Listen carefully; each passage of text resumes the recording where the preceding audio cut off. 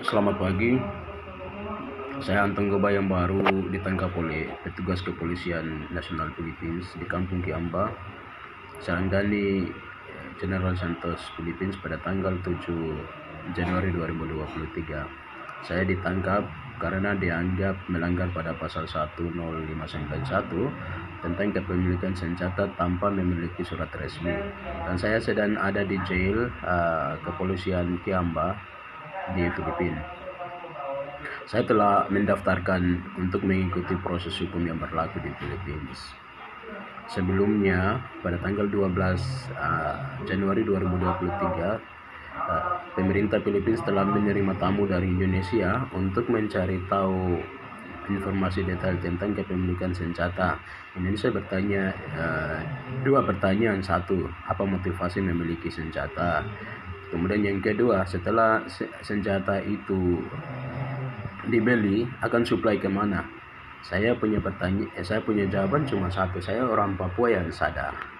Itu jawaban pertama. Yang jawaban kedua, yang jelas orang Papua akan memiliki senjata sekalipun senjata itu barang bahaya. Dari tingginya konsekuensi, orang Papua akan melakukan atau orang Papua akan membuat itu demi membebaskan tanah air yang mereka cinta, membebaskan juga rakyat yang mereka cintai.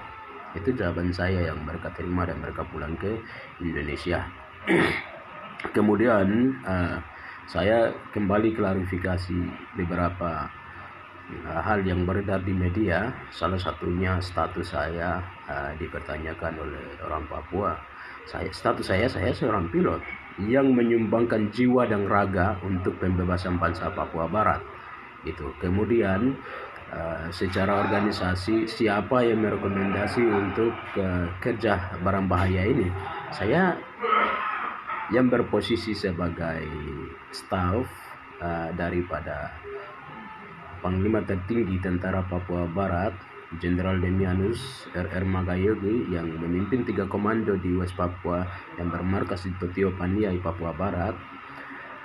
Atas sumpah dan janji serta perintah atasan, saya harus melakukan itu demi pembebasan bangsa Papua Barat, demi pembebasan tanah air West Papua, demi menjaga administrasi militer serta administrasi teknisi dalam perjuangan Papua Barat yang siap menjadi negara tetangga dari Indonesia dan Philippines. Kami harus melaksanakan semua di bawah tekanan yang tinggi, di bawah keamanan yang tinggi, dan di bawah kepercayaan yang paling tinggi pula. Kemudian apabila ada tanggapan yang mengkerdilkan kami atau kriminalisasi, itu biasa, karena hoax terbesar itu berasal dari kolonial dan kami tidak punya berhak untuk membantah semua. Sebagai status bangsa yang lemah, sebagai orang Papua yang lemah yang selalu menerima fakta penindasan itu.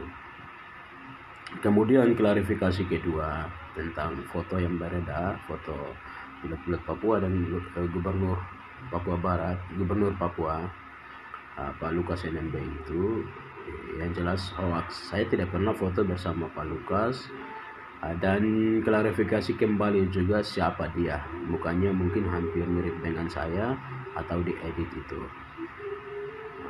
Kalau memang bukan saya, segera melaporkan ke pihak berwenang untuk menangkap jurnalis yang telah melanggar kode etik jurnalis itu. Karena berita pembohongan itu telah terpublis melalui media resmi yang ada di Indonesia. Kemudian yang berikutnya lagi saya mau sampaikan kepada pemerintah Republik Indonesia. Sebenarnya Indonesia tidak punya hak untuk intervensi lebih ke dalam proses hukum yang berlaku di Filipina itu. Indonesia mestinya menghargai integritas negara Filipina. Saya ditangkap dalam negara Filipina dan saya akan mengikuti proses hukum yang berlaku di Filipina. Kemudian yang kedua juga, Indonesia tidak berhak untuk memaksakan saya mendeportasi langsung ke Indonesia. Kemudian Indonesia juga menyebarkan berita hoax di media bahwa saya meminta maaf kepada Indonesia. Masa saya mau meminta maaf kepada kolonial? Sepastinya saya meminta maaf kecuali saya menggunakan dokumen travel atau keberangkatan saya paspor Indonesia, itu saja. Apabila Papua sudah merdeka, sepastinya saya menggunakan paspornya orang Papua. Apa salah? Kalau Indonesia gentleman, Indonesia menjadi negara tetangganya kami ke depan, termasuk Filipina, Papua Nugini, Palau, Timur Leste, dan juga Australia. Itu klarifikasi saya singkat, dan saya pribadi, semua yang dianggap pelanggaran bagi mereka itu adalah pekerjaan para pejuang yang bersumpah demi bangsa mereka. Maka saya siap mengikuti proses hukum yang berlaku di negara ini. Terima kasih banyak.